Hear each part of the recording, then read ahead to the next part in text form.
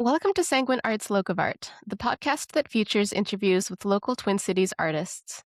This activity is made possible by the voters of Minnesota through a grant from the Metropolitan Regional Arts Council, thanks to a legislative appropriation from the Arts and Cultural Heritage Fund. I am your host, interdisciplinary performance artist Mary Prescott. Today we are speaking with Katayoun Amjadi. Katayoun is a Tehran-born, Minneapolis-based interdisciplinary artist, educator, and independent curator. Her work explores diasporic identity, memory, and the interplay of low and high art forms, often using iconography, symbolism, and storytelling to probe the relationships between past and present, tradition and modernity, and individual and collective identity. Through ceramics, installation, video, sculpture, writing, and social activism, Katayoun interrogates sociopolitical systems, language, religion, gender, politics, and nationalist ideologies, while reflecting on global crises and the interwoven roots of history. Her work balances acerbic humor and subtle irony with a serious engagement with power, representation, and human resilience. Katayoun holds an MFA in ceramics and sculpture from the University of Minnesota Twin Cities and currently serves as St. Paul's Public Art Artist in Residence. She teaches at the University of Minnesota and St. Olaf College, mentors MFA students at MCAD, and co-runs a studio arts building in Northeast Minneapolis. Her work has been exhibited worldwide at the Minnesota Museum of American Art, Weissman Art Museum, Beijing Film Academy, Haftzamar Gallery in Tehran, and others. Her awards include the MCAD Jerome Emerging Artist Award, Minnesota State Arts Board Artist Initiative and Creative Individuals Grants, and the Jerome Hill Artist Fellowship. Welcome, Kat. Thanks so much for speaking with us today. Thank you, Mary, for having me. Kat, your work ranges vastly in content, concept, and discipline. Where did your practice start, and how did things expand from there? My practice started from Tehran as a painter, as a hobbyist painter. I studied architecture in Iran and was never courageous enough to step into the field of the arts until I moved to Minneapolis and decided to go to art school. And when I went to art school here, painting literally became dead, and multimedia installation and mainly ceramics as a medium that I have my heart and hands in um, became the central practices. Yeah. Mm-hmm. And so everything now, is that centered around ceramics? For me, it is, but I feel like it's very hard to say of what is it that what is the main medium. I feel like installation encompasses way too many different. So whatever feels right for the Mm-hmm. content at hand. But ceramics, I feel like I think in ceramics, and then from there, either there's some component of that installation is ceramics, or in one way or another, it was the background. Mm, the research came from that. Let's say. Mm-hmm. Mm-hmm. Mm-hmm. Um, what do you think is the role of art during periods of political unrest? This is a very difficult question, and the one that I'm constantly thinking about. Especially now, I feel like I'm in that time period that I'm deeply thinking about. Between what is happening between Iran and United States, and what is my role, and have I failed at it so far? Because I don't know why you take on this heavy uh, idealization that art and artists can work as a bridge between different cultures, different ways of thinking, being, and so yeah, I'm in that stage that I'm questioning what is the role of it. Did I fail at it? And how to move on, how to go forward. um, so I don't know. I feel like it's important, but at the same time, how, to what capacity? Those are open questions right now, honestly, for me, so I don't have an answer. Yeah. And do you think that perhaps your arts practice and maybe the role of artist is a way for yourself and for your audiences, your communities to understand and process what's going on? Maybe it's not about, like, did I succeed or fail, but maybe it's just about opening a window. True, but I feel like it's been now it's year 16 that I've been in Minnesota and active in the arts. Yes, I opened a window. I created a community around me, and which I'm very grateful for. Um, but that did it change in a meaningful way? Um, did it bridge those gaps? Um, so those are all open questions for me right now. That Mm, what mm, did I do? But was I even capable of creating an understanding between two nations that have no, let's say, decent, good relationship with one another? And the type of power dynamic between them, and what was my role? Did I manage to even create like a window of understanding that what sovereignty means for Iranians? Probably no, because we mm, are where we are right now. mm. So yeah, very maybe pessimistic way of looking at it, but um, If I might be my optimistic self. yeah. um, I think about when I think about countries and I think about everything that's happening now, and I personally, I don't identify with what's happening politically with American politicians. Um, and I don't think that they represent me. And I do think that, like, some of the changes that need to happen, we might not see them in big, big ways, but there's incremental shifts that happen within the people. And maybe the power of the artist is a way for the people to come to an understanding and recognition between each other, to know that this is what's happening in the community, and here's where we can see each other. And then the power of the people eventually reaches to the higher powers of the country. And maybe that is where the change begins. I don't know. That's just my take, my hot take. I I love your take, and I wish I was not. I feel like I am by nature. I'm the one that always looks at the empty part of the glass, not the full part. um, But so also we're coming from different places, so our perspectives are colored by that too, but, true. um, So yeah. I acknowledge that I have that. Yes, I've never seen anything getting better, so I have a hard time trusting. I understand. And I'm so grateful for being able to have a conversation with you, because I think, like, talking about these things openly is and with all of this different perspective is just really, enlightening and helpful to just see how we each see. Thanks for opening the conversation like that. Yeah. Of course. Yeah, my pleasure. Um, I wanted to ask you too, because we are sort of already talking about about arts and politics. How do you think of your work as a method of protest? Um, I feel like practicing art in any way or form is a form of protest. Even like if you're drawing a beautiful painting with sunflower seeds, or I don't know, something that it feels like it's just for the beauty and for formal purposes only.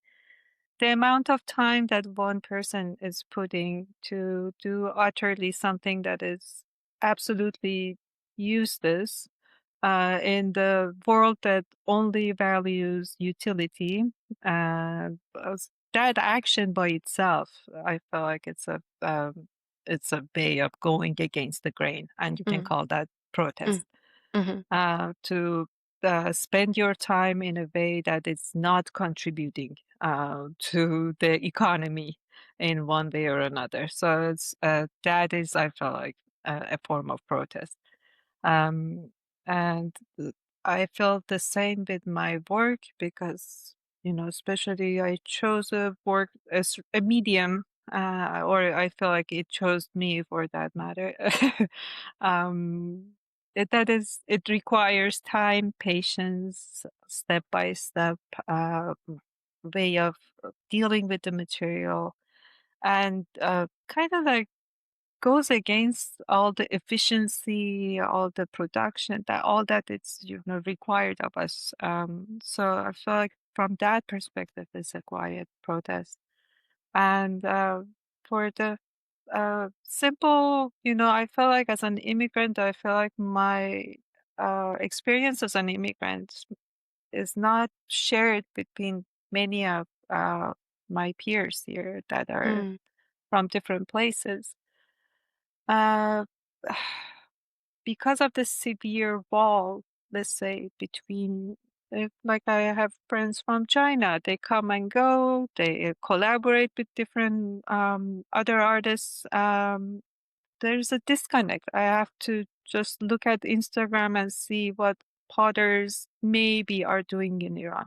So there is that disconnection, the flow of ideas and creativity doesn't go between the two places, mm, and it feels like a constant battle of narrative representation erasure mm, that is going on.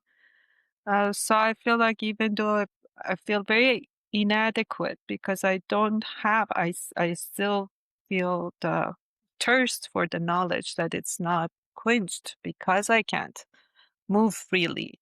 mm, And the other way around, even because of the sanctions, there's no ceramic goods that can ever mm, come to mm, United States. mm, So there's that disconnect, and I feel like first it was out of necessity, desire to live with the objects that I care to have around me, and started from there. And I feel like it's growing because of that, because many in the community feel that this is something that it just kind of feels that disconnection and that gap in between. So yeah, preserving tradition, history, crafts, the aesthetics, and kind of mixing it with my life here, what it means to be a American right now in 2026, and kind of mixing these sensibilities to create a new tradition of art and craft. I feel like it's kind of like my way of protesting mm, mm, nationalism and both nations at the same time, mm. while valuing the things that I cherish from both at the same time too. So yes, that's good. Yeah, that's so interesting. You mentioned earlier on when you were just talking about how ceramics chose you. Mm. Can you talk a little bit about that? Yeah, there's an expression in clay people world that clay has a bug that you get the bug. Some people are prone to it and some people are not. And I felt like for me, I got the bug. It's just I have no idea what it is about it, but it became an immediate challenge, Mm, and it just like, and I realized, I feel like in retrospective, I realized that I've been always drawn to it, but never paid attention mm, because when I was studying architecture, I was not interested in the engineering aspect of it. I was only looking at the small decorative tiles on the mosques and the different historical buildings. So I was interested in the ornament, in the excess, let's say, Mm, mm, the overlooked, mm. and The uh, non-utility pieces that you were just talking about too. yes, exactly, and how it comes together, all these parts to create, like, let's say, to give the feeling of sacred to the Mm, visitors of that space. hmm.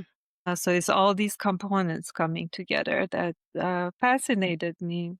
And I didn't know, but I was collecting in my own way. Like, here, this, and I brought a lot of things even with me, you know, through coming and going between Iran and here so I became a collector, admirer, and then got the bug and became a practitioner. So, And you talked a little bit also about how you're not really able to access what is being created by ceramicists and by potters in Iran now because of sanctions and so forth. Um, are there any prevailing connections that you're able to draw from that still connect you to that practice? It's just I feel like, that's the sad part. I wish, like, there was like, mm, you can I can go anywhere on this earth as an American, of course, not as an Iranian, for different residencies and short-term workshops and spend, like, let's say, 2 months in Greece learning a technique that I would not have access here. Mhm, That's not the reality with Iran. And how I can access it is just through books and putting things together. mhm, And that is, I feel like, the pain that will live with me. And at the same time, kind of like a push to uh, discover and put things two and two together. True, like, let's say, like, one of the ancient techniques of ceramics that is predates even glaze discovery. Uh, I totally found it by accident by flipping through a 70s magazine here, and then putting things together that wow, what I'm familiar with, like, we call it donkey beads. It's a evil eye beads that are decorative. But I learned and put two and two together that Egyptian paste is the same as this, and mm, it's being able to revive it and use it in a contemporary way. So yeah, I think it's just it became like a motivation in a way to preserve and revive in a way the ancient mm, traditions. Yeah. mm. Hmm. And then and build your own future out of it.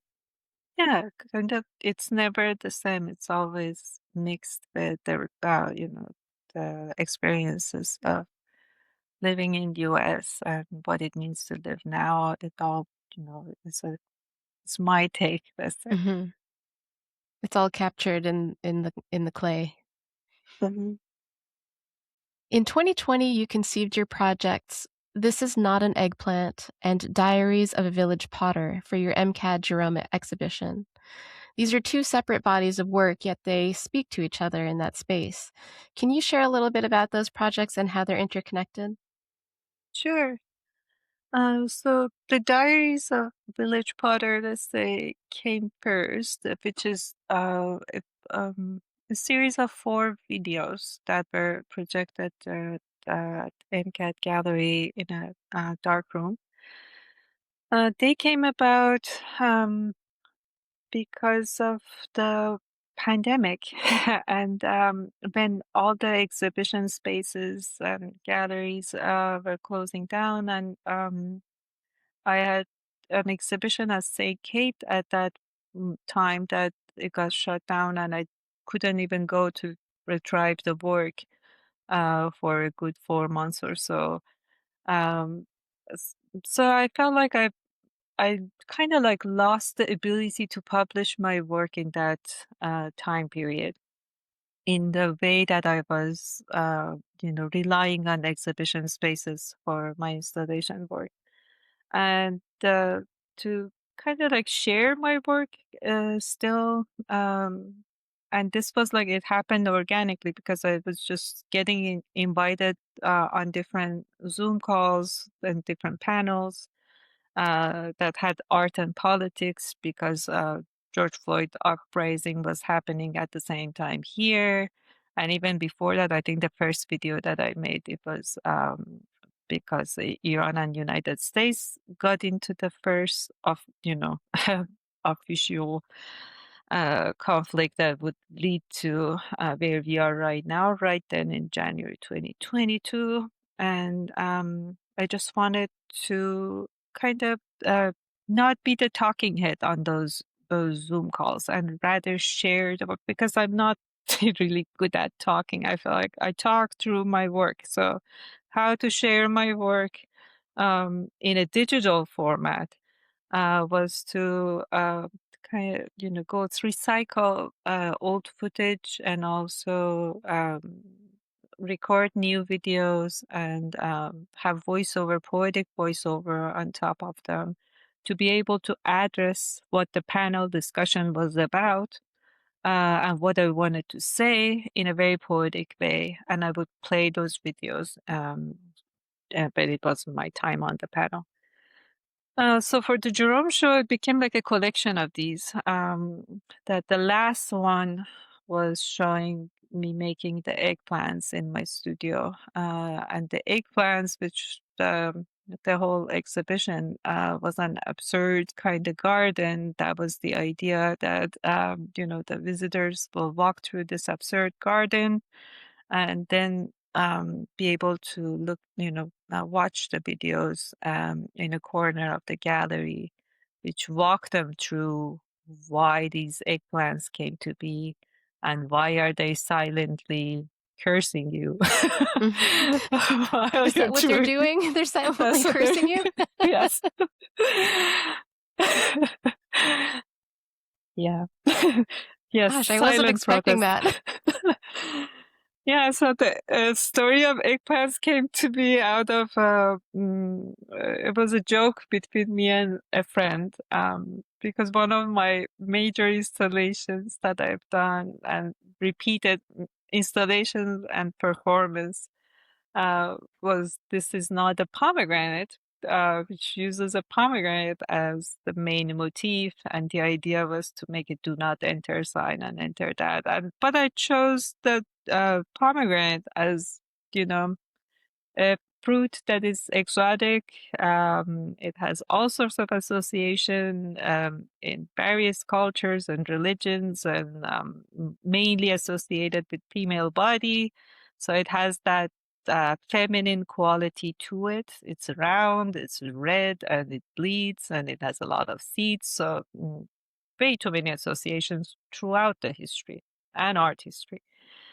So I chose that to bring my own meaning to it. Eggplants was a joke and a reaction to pomegranate because it actually doesn't have, that much, and it's a fruit miscategorized as a vegetable. It doesn't That's have true. It's much. a berry, right? Yeah, yeah, it is. It doesn't have any cultural, let's say, historical significance other than in contemporary culture as an emoji. It's a phallic symbol that is, sent this way and that way for positive or negative reasons. And so, yeah, I just wanted to bring this because I'm Iranian. I'm expected to always, I don't know. Uh, there's like a I feel like I have to decipher my work. So this was intentionally throwing it off by Mm, using a symbol that we all, not all, but it's part of the emoji culture that we all share. mhm, mhm. But so I'm using a common symbol that we are all familiar with, but writing on it with Nastali Farsi text, just using it it's a transliteration in English, profanity that comes with the eggplant. But so it only needs somebody who can read it, but the language that will be spoken is English. So that was my way of throwing off the meaning and Mm, make it inaccessible right away, unless you can connect to the semiotics of what the eggplant represents in contemporary context. Then you will get to the meaning, or through the videos, you will get to the meaning. So that inaccessibility was intentional in there. hmm, interesting. I was also thinking too just about, and maybe this is totally off the mark, and now that you've said all of that about the inaccessibility and the eggplant um and that is sort of an antithesis to deciphering your own work. But it did make me think, because it is a garden, you've arranged the eggplants in a sort of a garden shape that people walk through. I was thinking about like the ground and um like a rootedness of place and experiencing place even when we can't be there. But maybe I'm totally off. You tell me. Maybe you don't want to decipher any of that. No, garden, in a way, if if I love symbols and how how they carry meaning and they change meaning, but throughout time. But garden is also another symbol that the word for paradise is actually a Farsi word. The whole concept comes from Zoroastrianism, which was one of the earlier religions in Iran. So not just the word, but the whole concept of heaven and hell is very Iranian. So if you believe in that, I'm so sorry. But it started from before Abrahamic religions, and the idea is that you can only expect from West Asia and that the more hotter climate, the garden was highly valued, and typically a walled garden, so protected. So I used it as a metaphor, a walled garden, a utopia inaccessible to the rest. Mhm, mhm, So it was a stand-in for the utopia of, let's say, immigrating to the United States, this walled garden, and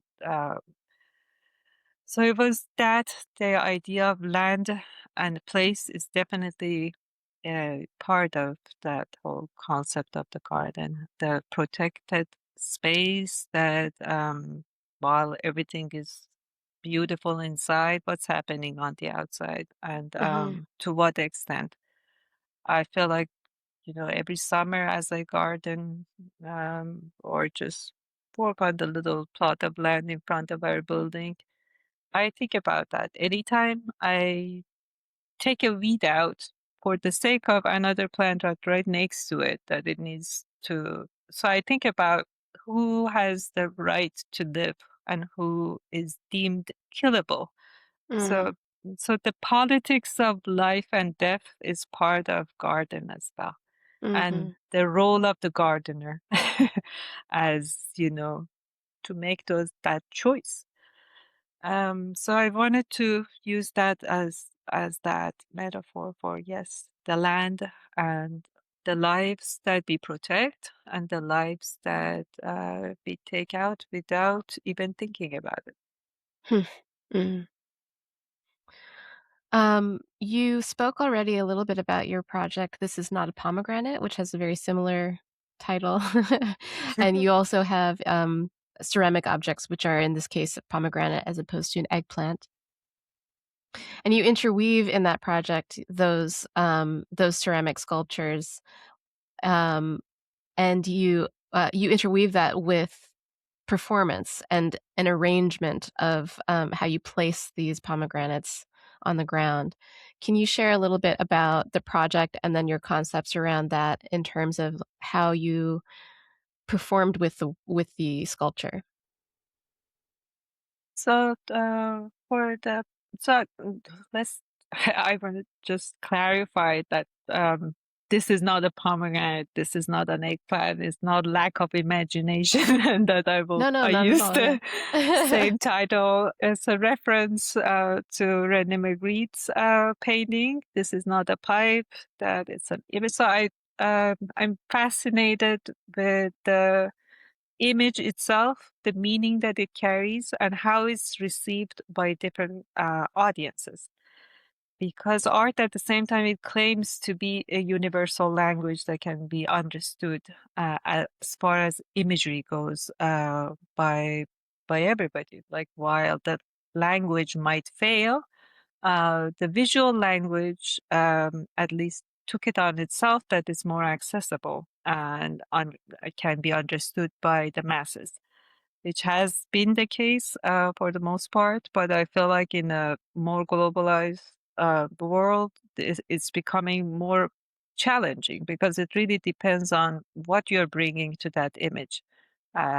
So these are like the conversations comes from philosophy and semiotics that I'm interested in. That's what René Magritte's favorite, famous "This is not a pipe" is about. That this connection between image, meaning, and the audience, the receiver of that meaning. So with the pomegranates, I wanted that was my choice to use a very exotic fruit and kind of like self-exotified, let's say, by using that as like a motif, that the main motif. And I had just this, desire to create like again, kind of like a carpet, a very large installation of about 12 feet in diameter of pomegranates on the ground with a white line going across. So create a very large carpet of a "Do Not Enter" sign Mhm. with Mm. pomegranates that are red and shiny, and then one line in the middle. And so, in a way, create two sides that there's only one way to kind of break this "do not enter," Mm. and that's the only vulnerable part. The middle part is the pomegranates are not fired, so they're green bare. And the Hmm. idea was that anonymously, without any, declaration by the curator in the show, during the reception, I will put my shoes aside, wear black, and just quietly walk through this line. Mm. And it's amazing that the sound of breaking makes everybody, while they're sipping on their wine, quiet, Mhm. and Hmm. it's kind of also creates a moment of panic as well. That Yeah. who's this person who dares to not only touch the art, walk through it, and so there's a And confusion. break it. Yes, Yeah. a And actually, I had to say confusion. when I was Yeah. watching it, when I watched the video, I was because that white line that you're talking about in between the red pomegranates, the white line is the uh they are also pomegranates. It's white pomegranates that make up that white line, and as you said, they're not fired. Um, so it's maybe more vulnerable. But when I watched you walk through this on this line of pomegranates with your bare feet and the pomegranates breaking under your feet, I that sense of panic, I had it, however many years later, just watching the video, and I was like, I can't watch this anymore because thinking about, I was actually thinking about your feet Yeah. and the pain that that might have been, but you're walking with such kind of calmness, but determination through this, on these white pomegranates.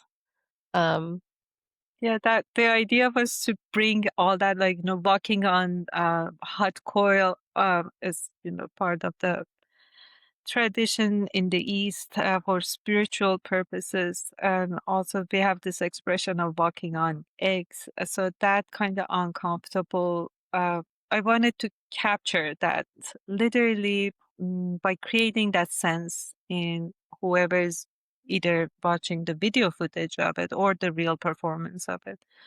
Um, that how to walk that to find that line in between, and as painful as it might look like to just walk that line, that was the goal of that project, which I feel like it it was uh, relatively successful. Yeah. Yeah, it's a great work. It's really, I think, quite powerful. Another project of yours, The Names We Change, is a series of video interviews investigating identity transformation and the way first names are kept or changed, specifically among marginalized communities. What was the impetus behind that project and how did it play out? I feel like the the underlying theme that connects all my projects are still the same: symbols. Hmm. It was the first time I feel like uh, I became conscious and realized our names are symbols. Hmm. Not just our bodies, but I experienced it as an immigrant, that you became a target, yeah, because you are in a backdrop that looks different, that you stand out. So your body becomes a target, becomes a symbol. For me, becomes a Middle Eastern, putting it in quotes, air quotes, because it's already loaded term and it comes with a certain baggage. And names for me was just like it was like an aha moment, that I felt like I'm like, why I've never seen them as symbols before. So that was my way of going into it a little bit more in depth and looking at how our names are symbols and are read differently for different populations.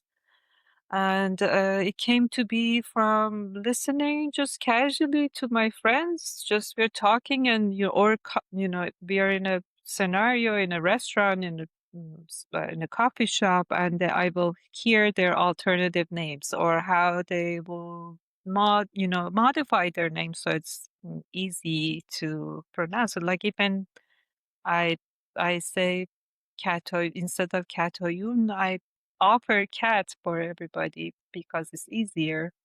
So how names change, either get shortened or alternative names, both for immigrant population and also the intersection of my queer friends and immigrant friends. So it was just like it was a practice, and I came up with like a Starbucks name, that we all have like a Starbucks name. It's like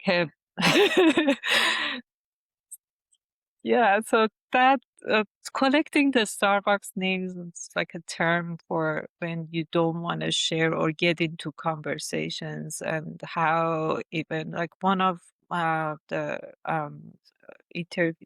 interviews that I recorded, it came out of the conversations that the hiring practices, just based on when you send your resume, and if you have a weird name, you might it might not work that well. It really depends Mm, on the interesting. industry. Yeah. So it was very revealing, so I started collecting them, um, to just not per se go advocate that you have to pronounce my name correctly or things like that, but to bring all of these lived experiences together, to create a bigger picture of what it means to live as an immigrant, and kind of navigate with an obvious symbol that you're carrying, your body and your name, the two main parts of who we are as people, um, and see what happens between, in between all of those stories, what comes out. So that was and the conversations will go for 2 hours, and it was even more because it was just like mostly friends sitting and talking and editing them. And I wanted to find a way that is engaging for the gallery goers because you can't expect everybody. I think it's 30 seconds. That's the time that gallery goers will spend with any work, or it's even less than that. So, Hmm. how to grab the attention and ask people to slow down and at least watch a video for 10 minutes was the challenge for that work. And then I Hmm. came up with the idea of having first class seats and kind of like I have like monitors and work with the programmer to figure out how to create like a interactive, you know, video feature on them, so you can select what story you want to hear and listen to. Can you describe that installation a little bit so that the listeners can have an idea in their head of what it looked like? Yeah, so it looks like you're kind of like abstracted, but smaller version of if you're walking into the first class cabin. So it's just Of an airplane, right? of an airplane, yes. So there are two sets of two airplane seats. Delta first class. I managed to to find them on eBay. Twin Cities. Yeah, I know.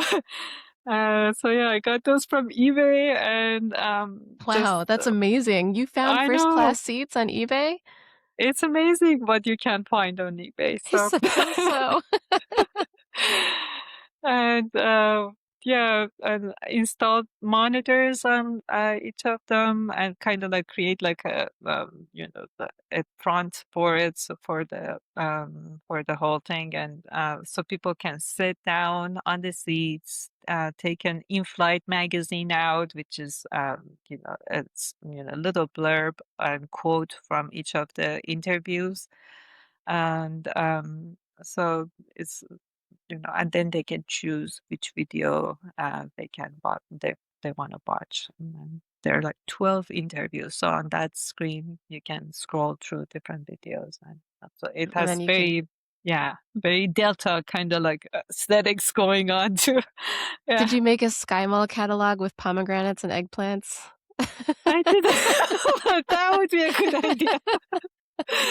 Yeah. What a cool project, though. And, I mean, I do think about that too all the time with people who sort of they go through a self-reflection period of identity, and, um, when they walk through that, they come out on the other side maybe changing their name and then asking to be recognized in this kind of new identity or new persona, or maybe it was always there, but the new name symbolizes that sort of shift. Did you find that your subjects had some sort of similar experience, or is it all just the Starbucks name where it's like, I just don't want I just want to be sort of anonymous in a way? It was amazing because the responses were not as varied as each, individual.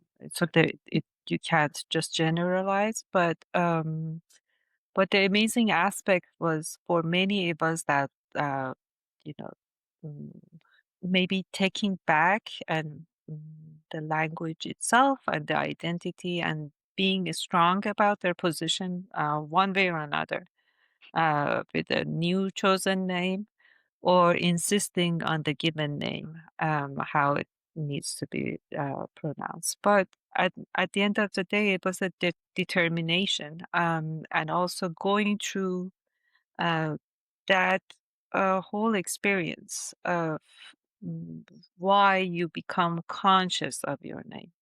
I feel like for many, you don't even have to think about it. It's a given name. Maybe it has a story that your parents, why they chose it. It was a grandmother's name or their favorite flower or this and that.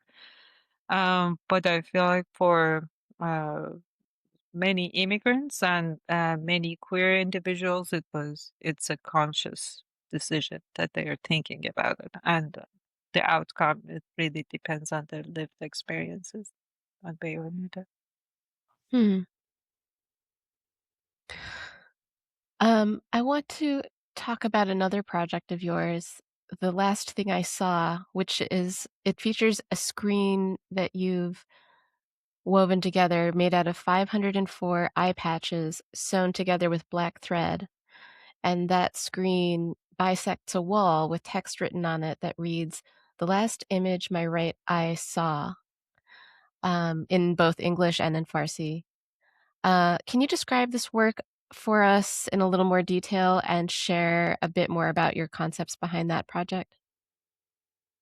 Sure. So that work um, came to be because I was asked to create a memorial for as a group exhibition. So the artists that were invited because of their past repertoire of work to create like a memorial for a gun violence victim. And I struggled with that, to come up with something for, uh, like, I think I was thinking about it for a good 2 or like a year and a half until the last few months leading to the exhibition. Because I felt uncomfortable, first of all, to create even a memorial for someone who's been, who lost their lives to violence, and they're not here Mm, to advocate or talk about what did they experience and why.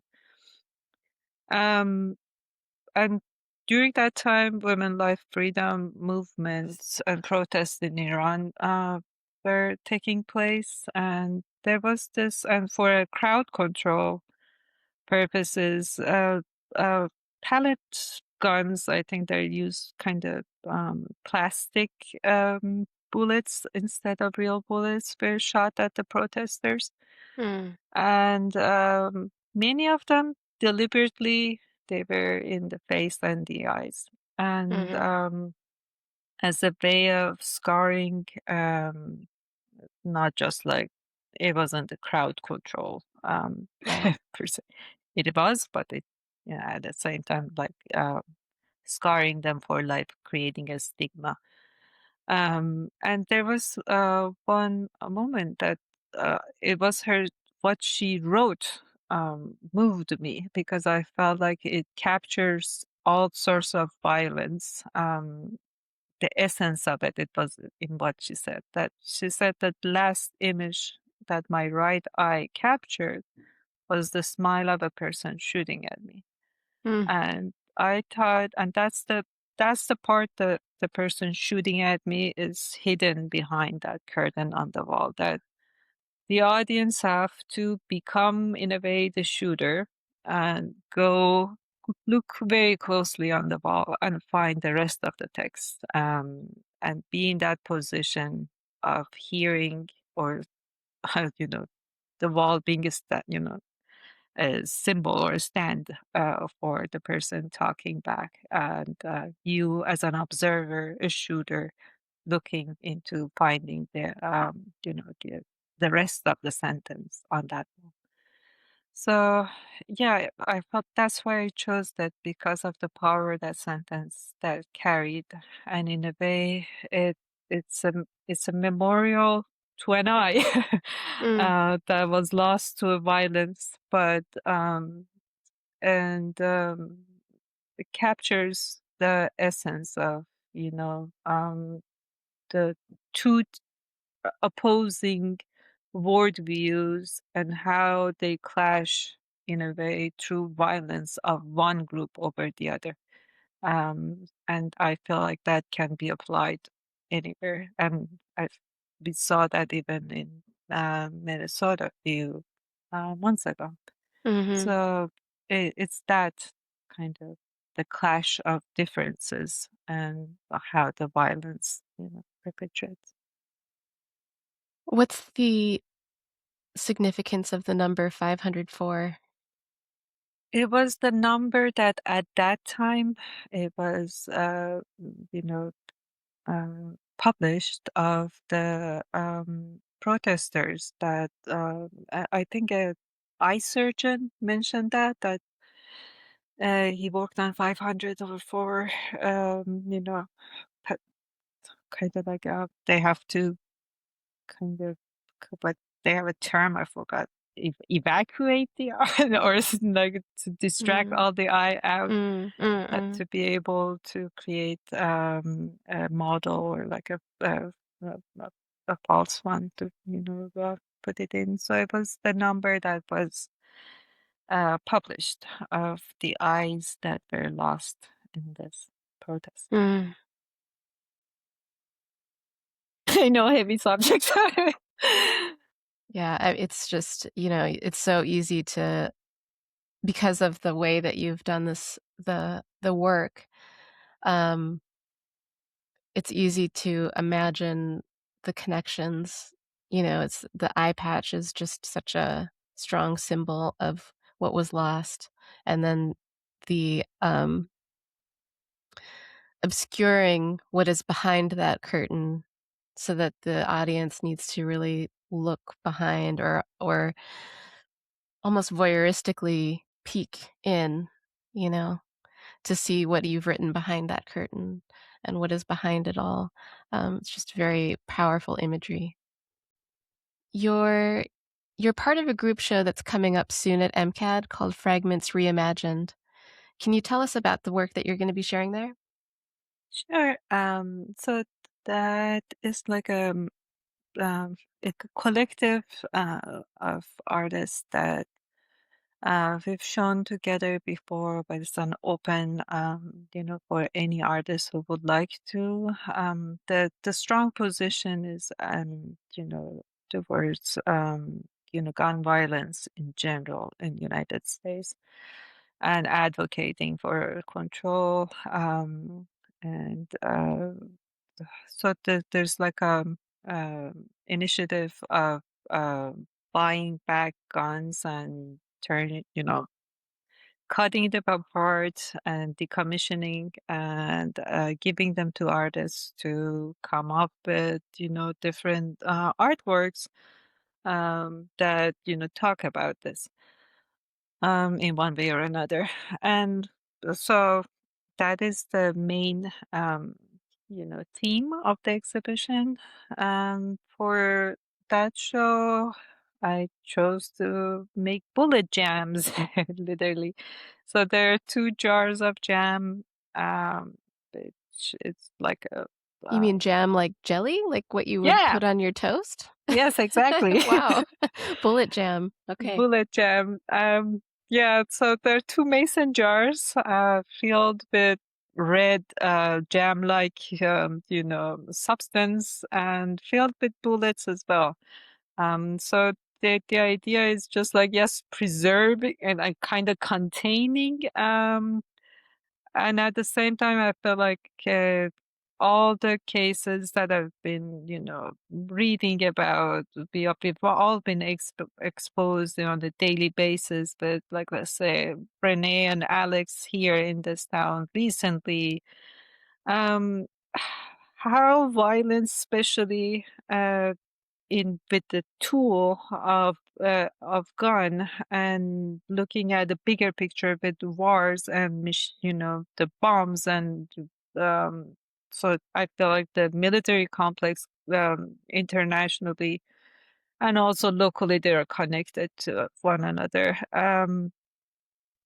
Looking at all these different types of violence, what they have in common is how they affect uh the household, the everyday life, and how this violence, uh, yes, one life might be taken away, but the ripple effects that it creates. Okay, I can give the examples here. I think about Renee's partner. Mhm. What happens to that kitchen, to that household, Mhm. and what are the ripple effects that are happening through that violence, through the lives that are not lost but are affected by it. Mhm. Um, so that was the idea that how violence, you know, comes to your kitchen table, basically. Mhm. Mhm. Mhm. Yeah. Uh, and the Yeah. jam quality of it, it has a very bodily feel to it too, like blood also in there. So in a way, by putting them in the mason jar in a way I wanted to contain them. Yeah. Mhm. And then it's experienced every day as something that we maybe don't even think about anymore, and it's just mixed up in in an action that we take for granted, or and also just yeah, just the kind of normalcy that gun violence has taken on in our lives is just anyway. Um, very very impactful imagery. If people want to attend that show and see that work, do you know what the details are of the group show? Well, good question. I have to look at my calendar. All I know is that I have to bring I have to take them to MCAT next week, Thursday. So we will be installing soon. And I think, yes, yes, the MCAT main gallery. Mhm. Do you know how many artists are part of that show? I think a good 15. It's a large group show. Yeah, it's part of that collective art is my weapon. Uh, and yeah, I think a good 15 are part of that. Yeah. You have also a couple of solo exhibitions planned for next year at Northern Clay Center and also at Metro State University Gallery. Can you share a little bit about what you're going to be showing in those exhibitions?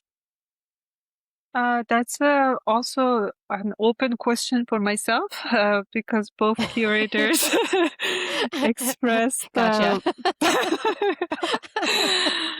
Yes. So the idea is both curators invited me for those shows and generously shared the space that I can do anything I want. But they would love to see new work, and I would love to show new work. At this point, because I'm kind of like coordinating the timing of both exhibitions to happen roughly at the same time. So next summer going to fall, kind of timeline. So I'm thinking to treat them as two chapters. So kind of like uh, that they will complete each other in one way or another. That mm, uh, as well, if you're going to one show, you need to check out the other show to get the whole picture. Kind of idea. But what would it be? I have no idea. All I the theme, the main theme that I'm thinking about, and is what I'm reading and engaged with, is the idea. What is the ethics of witnessing? That is what I'm at. What it means to we live through Metro Surge here. I've been observing and reading and engaged with what they call it Epic Fury, Operation Epic Fury, in Iran. And so I'm curious more about what it means to be the audience for violence constantly. Mm, mm. And what is the ethics of that? Um, what am I going to get at? I have no idea. I felt like art had always been a way of thinking for me, so this would be a year of hardcore thinking and see. Uh, Mm. I can't wait to see what you're gonna make out of that. And like any Same. good artist, like any good artist, you're using your deadlines to your advantage to to get the thing done. That's the motivation. You also do a lot of work with the community, and I'm curious, can you share a little bit about that work that you do? I've opened up my studio more. I feel like during the past few months, especially, uh, uh, that's the need I read in the community around me. The need to be together, to mourn, uh, cry, laugh, eat, just be together in a safe space, and also share the joy of working with your hands and Mhm. creating. And I felt like I I got to the point that yes, I have the skills to share and the space to share, and that has been what I've been doing lately to have like tea sessions with friends and have like play with clay. That's what I call it, play with clay time. To kind of like channel that and have workshops with, refugees and displaced people for similar purposes. To to create like a moment to allow us to have moments of joy and at the same time, yes, a shoulder to cry on and a deep hug that maybe you would not get it anywhere else because it Hmm. comes from that understanding that you're going through the same pain or similar experiences together. Hmm. Yeah. That's fantastic. If people want to experience your work or learn more about you, where's a good place for them to find that information? Well, that's also yeah. I talk with a lot of artists, and everybody's reaction is sort of similar to you. Really? Okay. Yeah, I'm yeah. glad I'm not the only. Everyone's behind on their websites and My God.